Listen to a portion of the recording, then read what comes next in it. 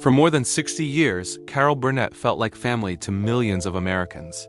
She was not just a comedian on television, she was a source of comfort, a familiar laugh at the end of the day, and a symbol of warmth in an industry often known for ego and cruelty. Her smile felt genuine, her humor felt human, and her presence made television feel safe.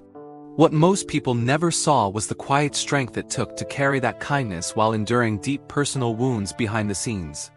In her later years, Carol finally allowed herself to look back with honesty. Not to seek sympathy, but to tell the truth. She revealed that some of the deepest pain in her life came not from strangers, but from people closest to her, friends, partners, and powerful figures who failed to treat her with respect. And yet, through every storm, she chose dignity over drama. One of the most painful chapters involved Harvey Korman, her longtime co-star and comedic partner. Together, they created magic on television. Their chemistry felt effortless, and audiences believed their friendship was unbreakable. But as the show became more successful, pressure began to change the dynamic. Harvey slowly grew resentful, feeling overshadowed as Carol became the face of the show. The tension built quietly until it finally exploded during a rehearsal in 1974, when Harvey lost his temper in front of the entire cast and crew.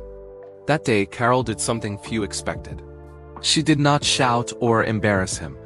She calmly stood her ground and told him that disrespect would not be tolerated. It was a defining moment, not just for the show, but for Carol herself. Harvey later apologized and returned, but their friendship was never the same.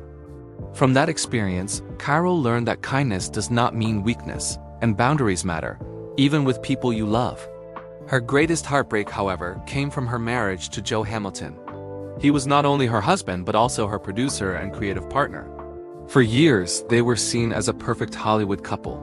But behind the scenes, control and betrayal slowly replaced trust. Carol discovered that Joe had claimed ownership over projects built from her work, including spin-offs created without her name attached. When she confronted him, he dismissed her feelings with a cold response, calling it business, not emotion. Their divorce became one of Hollywood's most painful legal battles. Carol fought not for revenge but for fairness and her legacy. She won the rights to her name and her show, but the emotional cost was enormous. Still, she never spoke with bitterness. Even after Joe's death, her response was quiet, graceful, and deeply human. Then there were moments that crossed boundaries in more unsettling ways. A late-night phone call from Marlon Brando turned into public gossip that humiliated her without her consent. Later, a public insult from Cary Grant questioned her talent in front of Hollywood's elite. And for nearly 50 years, she was quietly excluded from Saturday Night Live by its creator, despite being one of the greatest sketch comedians of all time. Through it all, Carol Burnett never lashed out. She never tried to destroy anyone's reputation. She simply kept going. She kept working, kept creating, and kept choosing kindness in an industry that often rewarded cruelty. Her strength was never loud, but it was unbreakable. Carol Burnett's legacy is not just about comedy. It is about grace under pressure, dignity in pain, and resilience without bitterness. She proved that humor rooted in empathy can outlast ego, and that kindness, even when tested, is one of the strongest forces of all.